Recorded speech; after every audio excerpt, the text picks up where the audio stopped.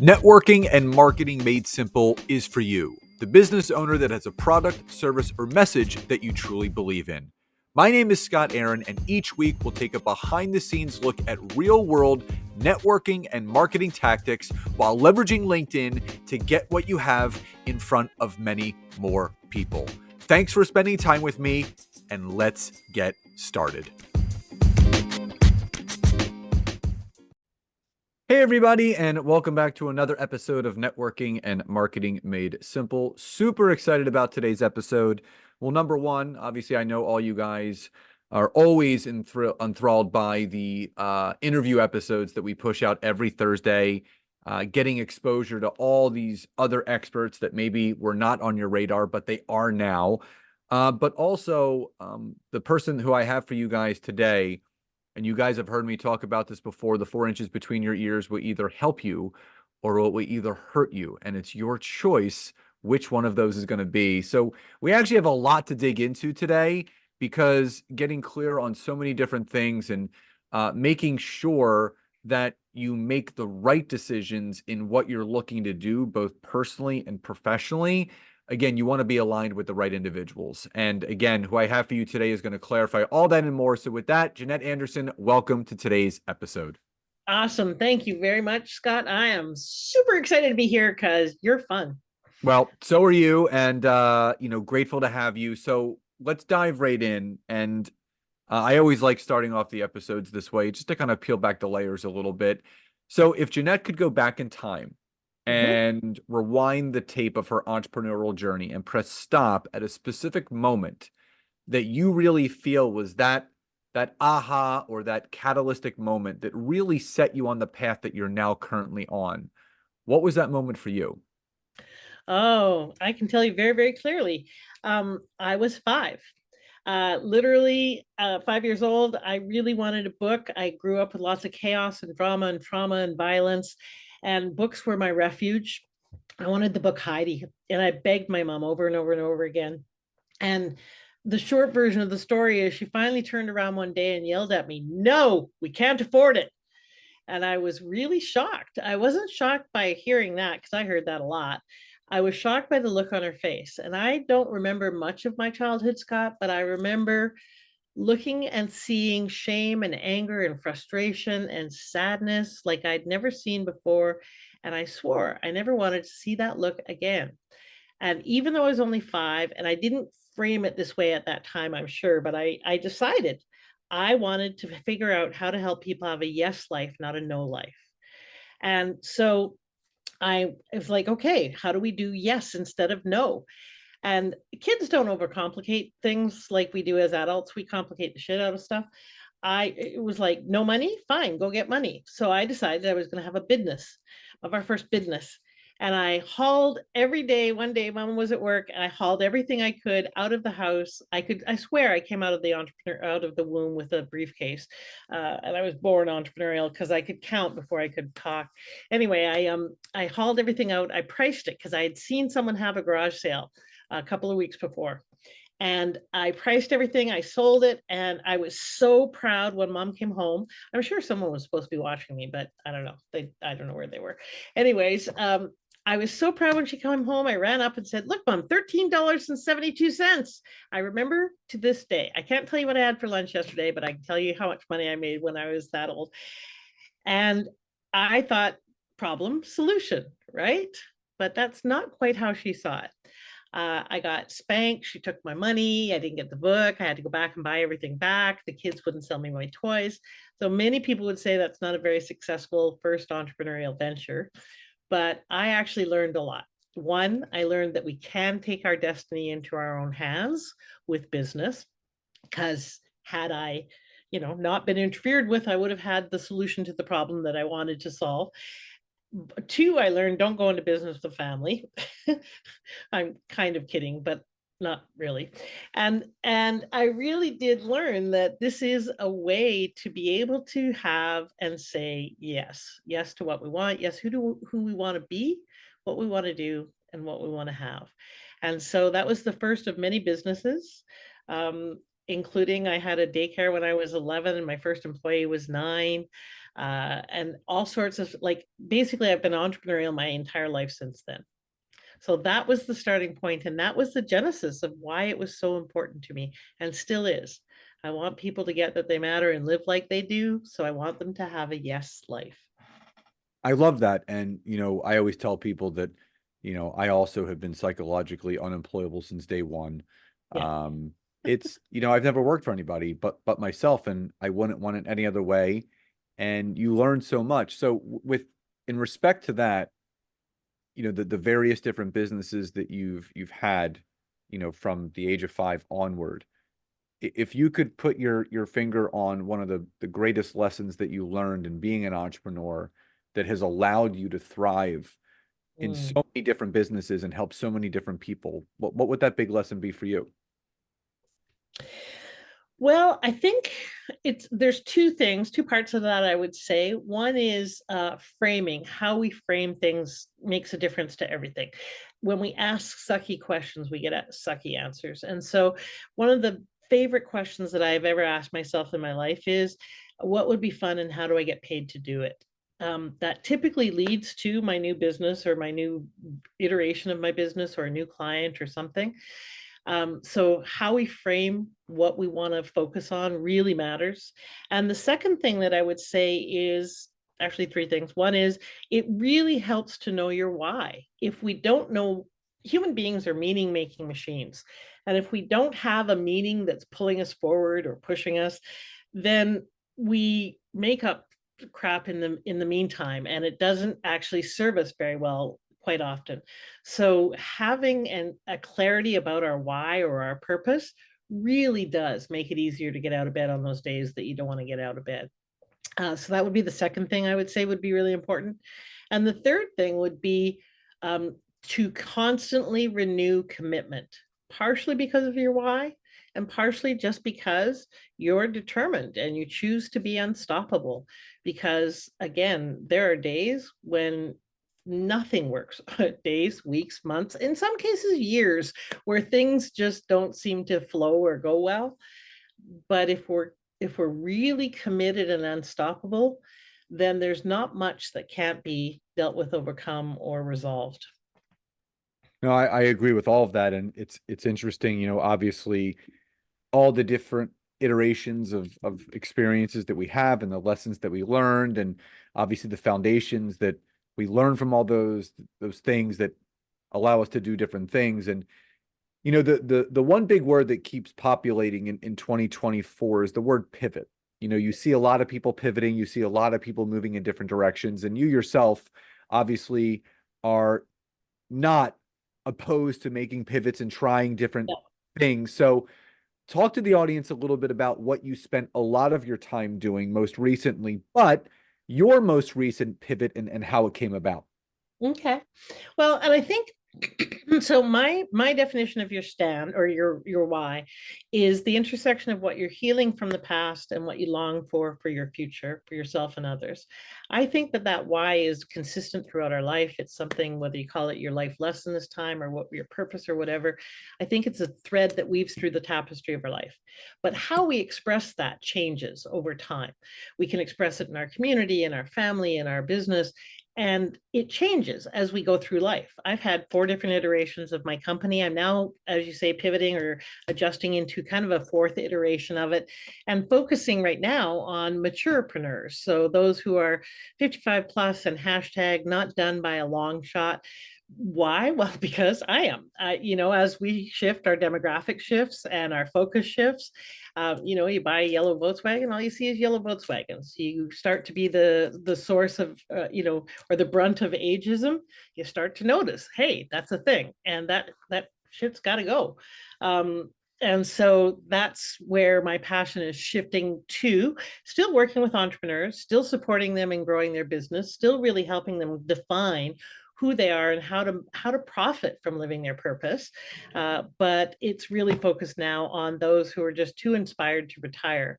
So I think that the pivot that you see going on, I was talking to a lady in my community who's a numerologist. She said last year, this year is the best year for entrepreneurs. It's an 8 year, and there's all sorts of things around it that make it really worthwhile and abundant for entrepreneurs and everybody, but especially entrepreneurs. That we've been in a period of sowing seeds, and this is a time for harvest. What I saw is that going through the period of COVID, we for we went through a whole bunch of fear. We shrank, constricted. We started to reimagine. Then we had that whole period where you didn't really have a lot to do except navel gaze, and you really did want to redefine, okay, well, what's important, what matters to me, particularly if you were struck with challenges and losses during that period. And we redefined, who do I want to be? We re-looked at what matters to me and came back out. Then there was that whole period of trying to learn how to people again, and we're still in that awkward stage of like, how do we do this with one another again without it being some kind of shallow, weird, standoffy thing? And now that done that, rather than going back to who we were, we're looking forward. Who do I want to be? What do I want to do? And so I think the pivot is more of a, let's start with a blank slate, and what do I want to write on it? And 2024, I call it 2020 SOAR, actually. I name each year based on what I think the theme of it is. And I think that this is a year for people to decide, who do I want to be? What do I want to do? And what do I want to have, especially in terms of impact in the world? And then how do we do that? How do we bring in wind that supports our wings so that we can soar? So something that my wife and I talk about often to really set people apart is credibility. And I love asking this question because I'm always interested as to what other people think and feel about credibility. So if you had to speak on or talk about a tool or a skill that really sets people apart credibility wise, how would you answer that question? What do I think sets people apart credibility wise? Is that what you mean? Yeah, like is there Yeah. is there a, is there a tool or something that you really kind of land on or speak to that really helps people with their credibility to stand out? Yeah, I actually have a formula I just made up for you. So I think that it's expertise, that to be credible, you actually have to have skills and a body of knowledge and some depth to your expertise where you can really support people in whatever that may be. Plus authenticity. People have really high BS detectors, especially now, and there is such a longing for just realness. Like there's so much mistrust of media and mistrust of one another's stories and mistrust of people in general, especially fomented by the political situations, that I think authenticity is like, there's this willingness to relax. And then you have to add in confidence. um, People can be competent and have people who are confident run circles around them. It annoys me, it pisses me off. I've had situations where I've been more competent than the other people in the room, but they make the sale because they're more confident. You need to have both. You have to have competence and confidence. Confidence is not arrogance, it's not the same thing. But if you don't show up with confidence, you're less credible. And so expertise plus authenticity plus confidence for me creates what I would call really grounded credibility. You know, we were doing a workshop at the time that we're recording this. We just came off of doing a workshop, and we talked about uh the need in being confident in what you do Mhm. and your offer, how you serve and help people. People can smell a lack of confidence from a mile away. Yes. And if you want to work with people and you want them to work with you, people want to work with people that are confident in their offer, their products, their services, what they're putting out there. So before we start to wind down, and I know you have something really special to offer the audience, but before we get to that, um, if you had to give one tip to someone that's listening to this today that is really struggling with harnessing the power of their own confidence in what they're doing, what can that person do? Um, Confidence is not a fake it kind of thing. Confidence comes from us really owning and claiming the value we provide, not our intrinsic value as a human being. I think people collapse those two quite often, but the value that we provide. And one of the things that you need to do is get clear on what is that? So ask people, get testimonials, get case studies. And if you're starting out, you can still be clear on how you've supported people in the past. So um, come from that place of like genuineness. Here is the value I provide, and and I also think the other thing that gives us confidence is when we are really truly connected with our why, with our purpose. We know that no one else has that same exact flavor. I call it our note in the choir. And that makes us special. That makes us unique. And it makes us perhaps the only person that can be the difference to that other person in that moment. So, really knowing your why and really being clear on the value that you provide will give you confidence. I could not agree more. And just so people know, as you grow and expand in your business, your why may change. And that's okay because as you start doing bigger things, your why may get bigger and grow to new heights because we're always looking to progress, we're always looking to move forward, and we don't ever want to stay the same. Mhm. So I know you have a free class if people would like to take it, and Yep. anyone that I bring on here, I always advise them to really take the offers that people provide. So tell the audience a little bit about what you're offering them today. So part of what I love to do is support people in clarifying their why they do what they do. And so I have a free training called the Genesis Story, how to differentiate yourself in the hearts and minds of your prospects. When you log in to bodacity.ca/Genesis dash story, you can download that for free. And it's got like a training module, templates, a guide book. It's got all sorts of information to help you walk through some steps to help you get clear on your why. And there is an offer in there for you to connect with me directly for a complimentary why session, which starting this year, as soon as we get the landing page done and up, is actually a $397 value. So you can do that for free as well. So please go ahead and grab that. It really helps you if you're a speaker, in your about us, in your bio, in your introductions, even just in your networking conversations, so you don't sound like everyone else. Use this as a way to differentiate you. My Heidi story is my Genesis story, and I can do that in one sentence, and I can do that over 20 minutes. And it lets people know, why do I care? Why someone does something Yeah. is a very powerful thing because I always tell people they don't care about what you do or how you're doing it. They care about why you're doing it. That is most important. Yes. So, Jannette, as far as the free offering, which is so generous, and I really appreciate you sharing that. If someone was interested in finding out more deeply about how they can work with you in deeper capacities, what are the other offerings that you have, and how can someone best get in touch with you outside of the free course? Thank you so much. I appreciate the generosity of providing people platforms for this. One is you can go to the Purpose and Profit Sisterhood Facebook community. That's where we support women who want to master the inner and outer game of business. You can reach out to me on bodacity.ca, bodacity.ca, and that is a real word. It's bold and audacious together. I didn't make it up. And so bodacity.ca or Jannette at bodacity.ca. I would love to connect with you. And especially if you're looking for, how do I clarify that why so that I can stay in the game and differentiate myself? I love helping people figure out how to make money from their purpose. I love that. All the information that Jannette shared obviously will be in the show notes of this episode, but also the description of this episode and in the email that you received in order to listen to this episode. So you're not going to have to travel too far. So, Jannette, final question before we sign off today. What does success truly mean to you? Mm, another good deep one. Okay, the short version.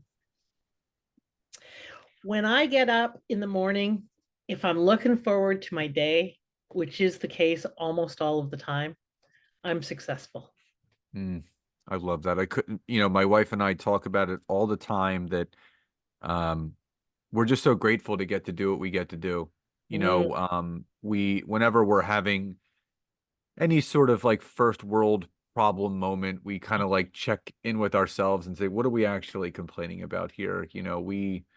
We have opportunities to be doing what we're doing because of what we're doing. And I completely agree. When you get to do what you love, you'll never work another day in your life. So exactly. I'm right there with you. Jannette, I just appreciate you so much for coming on here today and sharing your passion, sharing your purpose, and obviously the confidence behind everything that you're doing.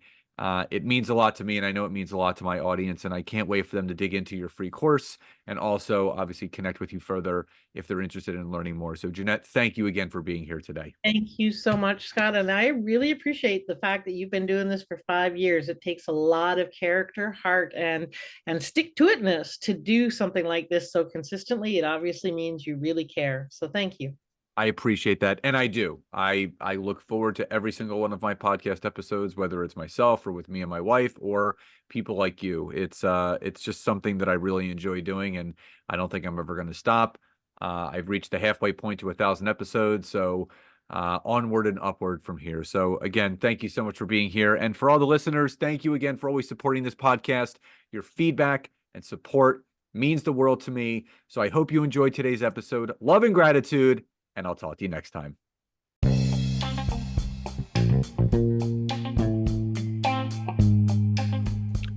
Thank you so much for checking out today's episode. If you could, please support this podcast by hopping over to Apple Podcasts, Google Podcasts, Spotify, or any place that you're listening to this. Leave us a rating and review. Let us know what you loved most and what you would like to hear more of. But also, if you would like to learn how to take your business to the next level, whether it's using LinkedIn or working directly with myself and Nancy in our intimate group coaching programs, you can head over to www.thetimetogrow.com or scottaaron.net to learn more. Thank you again for your support, love, and gratitude, and I'll talk to you soon.